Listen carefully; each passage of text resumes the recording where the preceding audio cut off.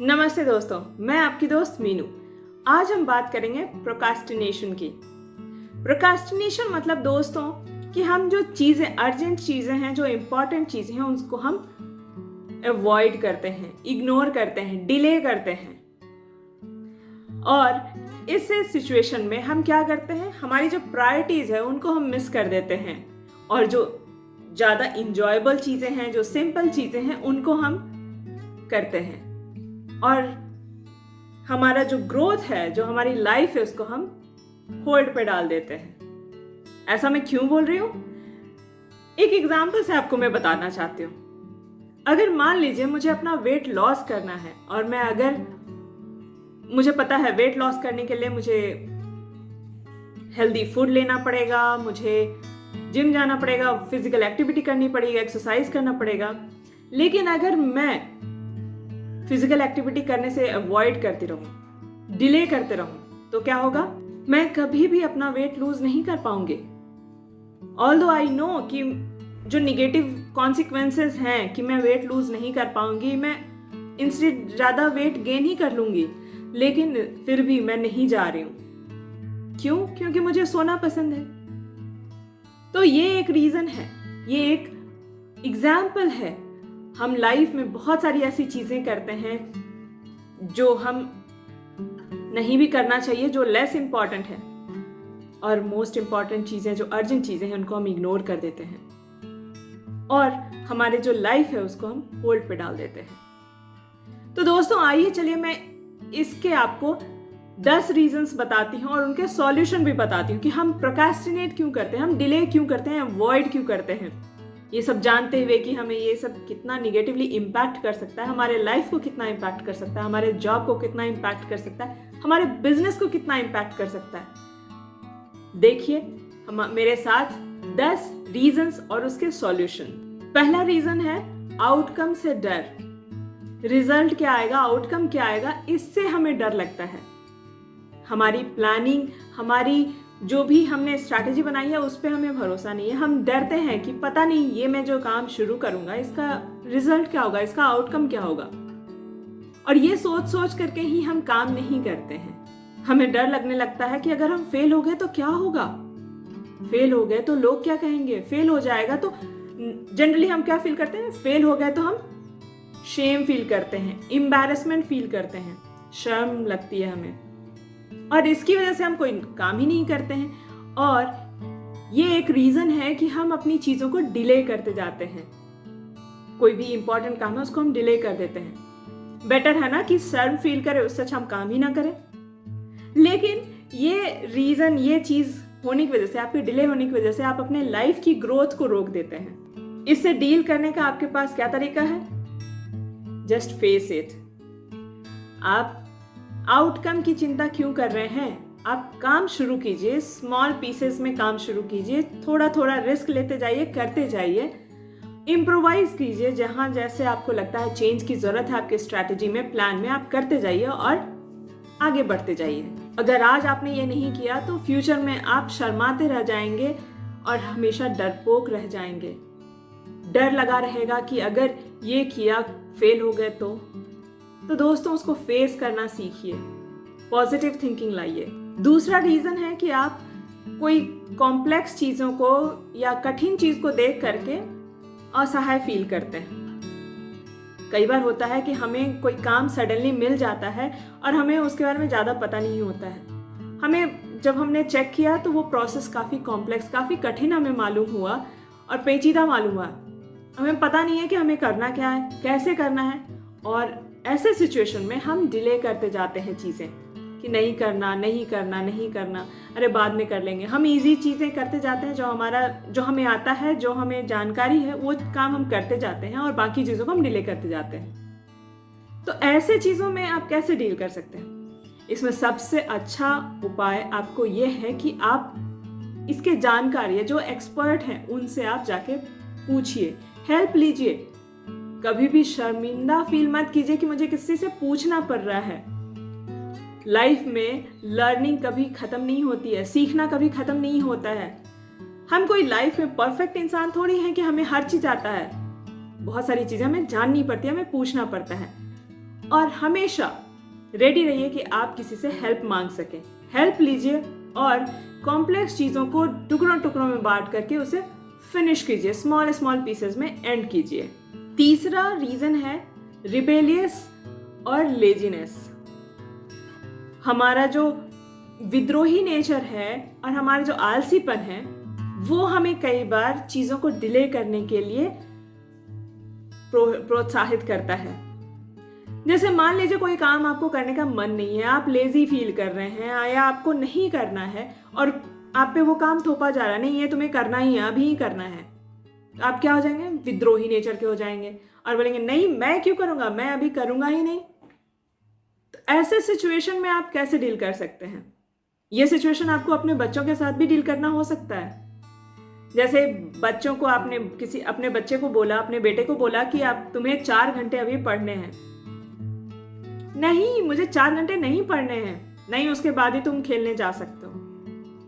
लेकिन आपने अगर उसको जितना पढ़ना है उतना बोला कि तुम ये जितना जल्दी फिनिश करोगे हम खेलने जाएंगे, होमवर्क ये फिनिश करोगे तुम खेलने जा सकते हो। देखिए कितना जल्दी वो काम फिनिश होता है और वो भी बुरा नहीं फील करेगा। तो आप ऐसे काम ले सकते हैं। ध्यान में रखिए कि आप जब लेजी फील कर रहे हैं या विद्रोही नेचर आपका हावी हो रहा है आप पे, तो आप ये ध्यान में रखिए कि आपके ये टास्क ना करने से उसके क्या बुरे कॉन्सिक्वेंसेस होंगे, क्या बुरे परिणाम होंगे, क्या आपको झेलना पड़ सकता है। अगर आपको ये ध्यान में आ जाएगा तो आप खुद ही टास्क को डिले नहीं करेंगे। आप सोचेंगे कि जल्दी से ये काम खत्म कर लेता हूं तो मुझे इसका निगेटिव इम्पैक्ट नहीं झेलना पड़ेगा। एक छोटा सा एग्जांपल देती हूँ कि मान लीजिए आपको चाय पीने की आदत है, घर में दूध नहीं है और आप मूवी देख रहे हैं और आपकी वाइफ ने आपको बोला दूध ला के दो। आपने बोला नहीं मैं अभी मूवी देख रहा हूँ, मैं नहीं जाऊंगा। लेकिन निगेटिव कॉन्सिक्वेंसेस क्या है, आपको चाय नहीं मिलेगी क्योंकि दूध है ही नहीं। तो हमेशा निगेटिव कॉन्सिक्वेंसेस ध्यान में रखिए और अपने काम को एज सुन एज फिनिश कीजिए। चौथा रीजन है लैक ऑफ मोटिवेशन, प्रोत्साहन का ना होना।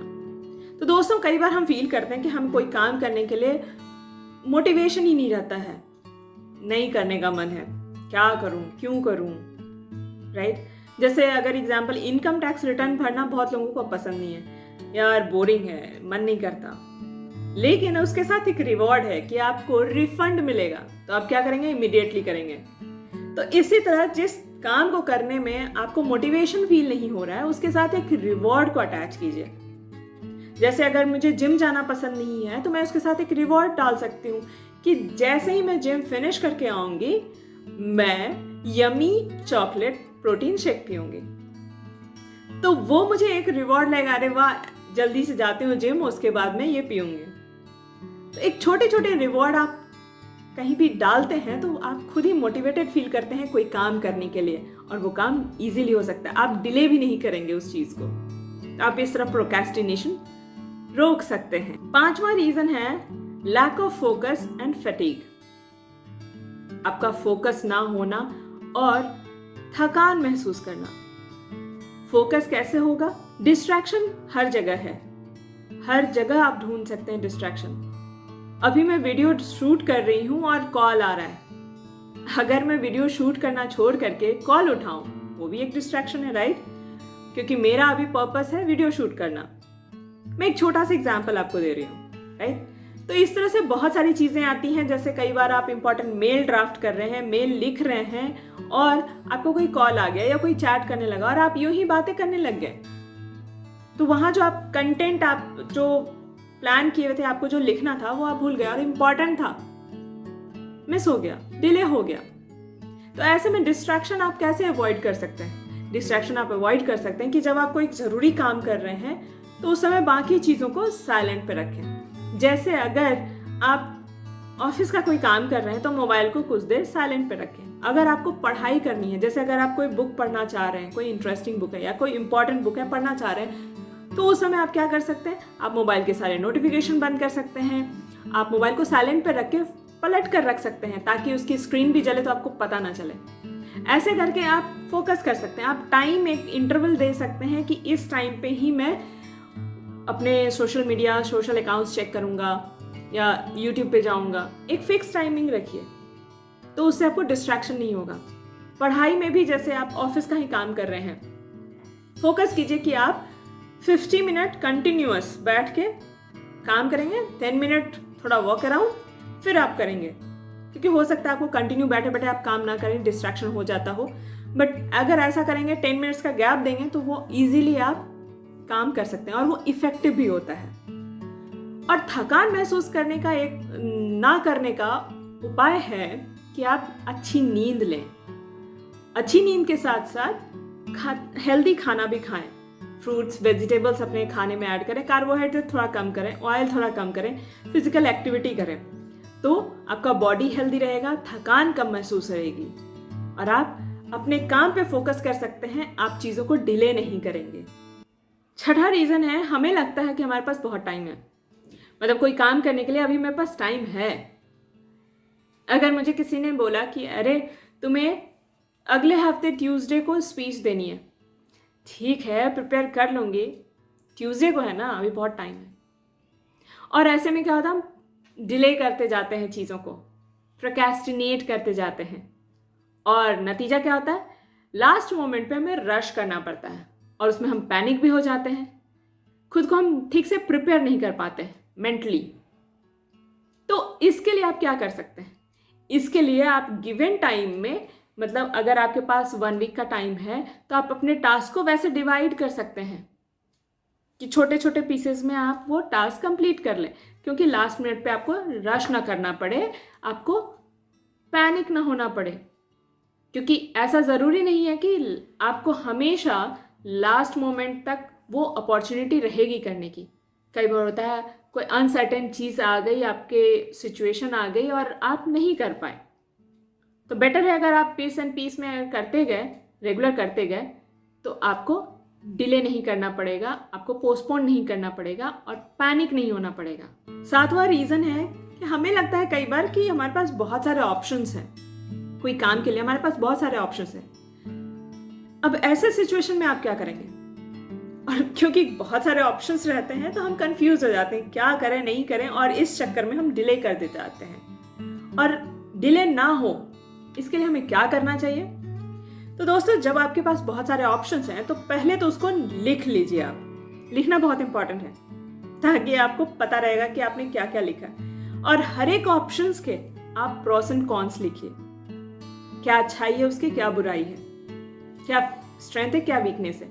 उसके बाद एक एक करके आप उसमें से ऑड मैन आउट कहते हैं ना, वैसे आप डिलीट करते जाइए, कि आपको कट करते जाइए कि आपको ये चीज़ नहीं अच्छा लगा या ये चीज़ ज़्यादा बेटर है। जब आप इस तरह एनालिसिस करेंगे सारे ऑप्शंस के, तो आपको खुद उसमें एक बेस्ट ऑप्शन मिल जाएगा और उसके बाद आप आगे बढ़ सकते हैं, आप डिले नहीं करेंगे। अगर किसी सिचुएशन में आपके पास 2 ऑप्शन आपको अच्छे लगे, तो वैसे में आप क्या करेंगे, डोंट गेट कंफ्यूज।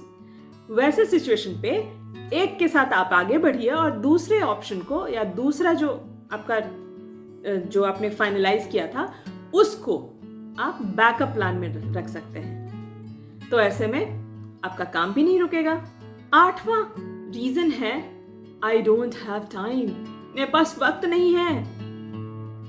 ये हम कॉमन रीजन देते हैं, लेकिन ये रीजन हम क्यों देते हैं, क्योंकि हमें लगता है हमारे पास बहुत सारे काम हैं, हम इसको नहीं कर सकते, और कई बार इंपॉर्टेंट चीजों को हम डिले कर देते हैं।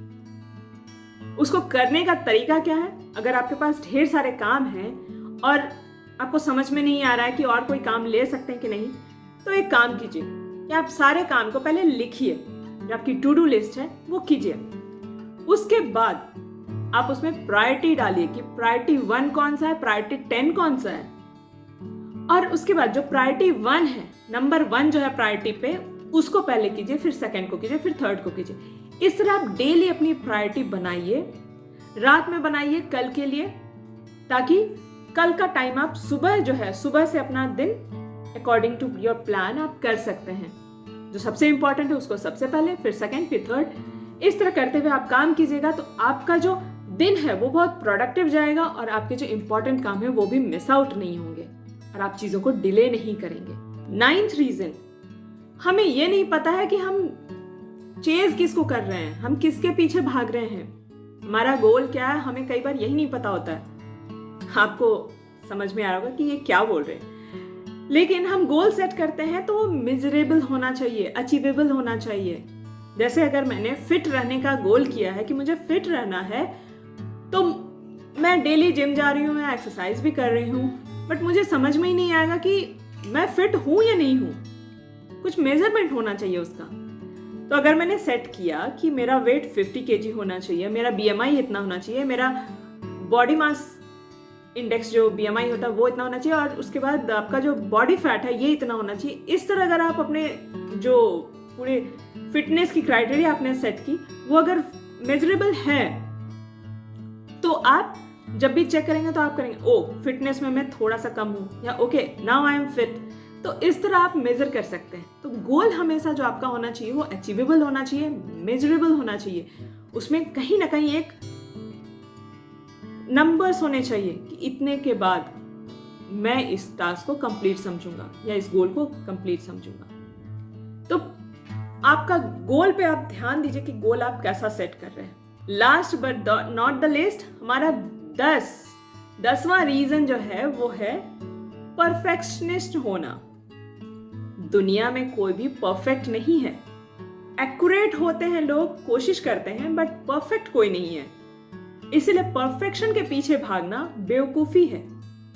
आप बहुत अच्छा कर सकते हैं, आप ग्रुप में सबसे अच्छा कर सकते हैं, बट परफेक्ट नहीं हो सकते। इसीलिए जो कुछ लोग होते हैं वो परफेक्शन के पीछे भागते हैं कि नहीं मुझे फ्लॉलेस चाहिए, परफेक्ट चाहिए, ये चाहिए, वो चाहिए, बट आपको समझना चाहिए कि ऐसा कोई चीज नहीं होता। आपको फ्लॉ भी अंडरस्टैंड करने होंगे, लेना पड़ेगा, इम्प्रोवाइज करनी पड़ेगी, अपनी स्ट्रैटेजी सीखनी पड़ेगी। जो आपके रास्ते में जो फ्लॉ आया, क्यों आया, आप उसमें क्या इंप्रूवमेंट कर सकते हैं। अगर आप उस तरह से खुद को सोचेंगे तभी आप ग्रो कर सकते हैं और आप चीजों को डिले करना बंद कर सकते हैं।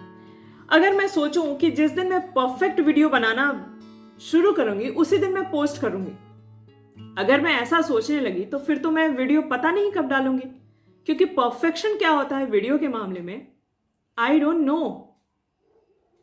तो इस तरह अगर मैं बोलूं कि मुझे जब तक मैं परफेक्ट नहीं होंगी स्पीच देने में, नहीं दूंगी, लेकिन इसके लिए मैं क्या कर रही हूं, खुद के ग्रोथ को होल्ड कर रही हूं। जब तक मैं प्रैक्टिस नहीं करूंगी, जब तक मैं इम्प्रोवाइज नहीं करूंगी, अपनी प्लान नहीं करूंगी, स्ट्रैटेजी नहीं करूंगी, प्रैक्टिस नहीं करूंगी, तो कैसे मैं परफेक्शन पे जाऊंगी। अब परफेक्शन मीन्स क्या, फ्लॉलेस। फ्लॉलेस क्या, इंसान है, गलती होगी ही, नेचुरल है, एक्सेप्ट कीजिए उसे। तो दोस्तों ये थे हमारे 10 रीजंस, और आप अपने खुद को एनालाइज करके देखिए कि आप कौन से रीजंस की वजह से अपने आप को या अपने काम को डिले कर रहे हैं, प्रोक्रेस्टिनेट कर रहे हैं, और उसके सॉल्यूशन भी देखिए, अप्लाई कीजिए। आई एम श्योर आपको जरूर फायदा मिलेगा, और पॉजिटिव माइंडसेट के साथ, पॉजिटिव एटीट्यूड के साथ अपने लाइफ में आगे बढ़िए। प्रोक्रेस्टिनेशन आपके ग्रोथ को आपको रोक देता है, तो अपने ग्रोथ को रोकिए नहीं, अनस्टॉपेबल जाइए।